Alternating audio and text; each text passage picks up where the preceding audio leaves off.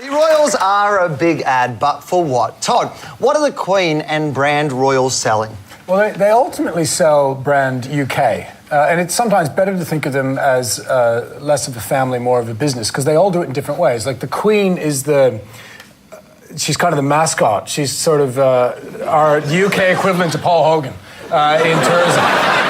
But the other royals are quite interesting. Like Prince Edward and Prince Andrew are both heavily involved in industry in the UK. So they've commercialised the royal handshake. So they're involved in deals. They're referred to as the closers. You know, big deals going to the UK, big businesses. They go in and they shake the hands and they close those deals. We actually do research on the royals in our UK agency as part of just our general research. And what they stand for, obvious stuff, but they stand for class and tradition. But most importantly, of course, they stand for aspiration. There's an enormous amount of wealth generated just purely because if a royal drives an Aston Martin, then there's the aspiration to drive an Aston Martin and therefore wealth generation. Well, I think isn't the key brand of the Royals the family itself? I mean, what they're about is making sure that they actually stay as they are.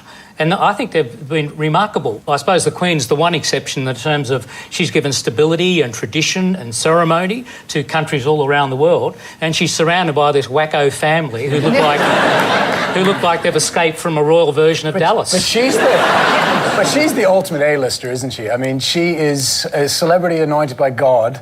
She's been doing it for 50 years. She is A-list at its top. And when you look at building brand, she's also the true platform, the foundation. She holds all the values and she takes it seriously. She calls it the firm, literally, when you join. You know, Kate had a lecture about joining the firm. So it's a serious business as well as a brand. Interestingly, the wedding brought out the entrepreneur in many people, with an estimated £222 million worth of souvenirs sold, each more tacky than the last. You could buy royal condoms, Kiss Me Kate beer, celebratory sick bags, and my favourite, the Will and Kate fridge.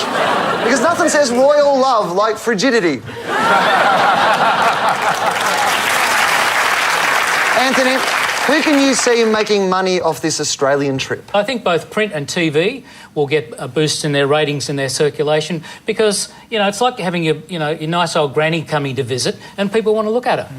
I think what's interesting is how they try to prevent people from making money off the royals. So when the wedding happens, it was one of the few times in history where they forced the broadcast to be without commercials. And they have their own internal publicity company that controls everything. They've already threatened, recently in the press that anyone who tries to do a palm off of Kate, use the name Kate Middleton in any way, shape or form will be under copyright restraint. So it's interesting how they control their own press. They are really strong and rigid about it. Quite good at it. Look what they did to the Chaser Boys. They forced them off air. Last week, a poll showed support for the monarchy here rising to 55%, with only 34% backing a republic. There's a genuine buzz around Will and Kate. Todd, if you're the Republican side, how would you counteract that? I think what the Republicans are waiting for is for the Queen to die, and then I think when they die, it'll be the next big push. And I think Kate and Will's young popularity will probably be the biggest weapon they use in the fight for the Republic. The strategy for the Republicans always should have been to go to Britain in the late 90s and interview on the streets pompous British people saying, what are you doing? You're weak-kneed, you haven't got a spine, get an act, we don't want you anyway. That was actually the way to become a republic, in an advertising sense. I think that wasn't done. I think the issue now is one of apathy. People just don't care. It's like, why bother? And, any reason for us not to do something, we'll take that one.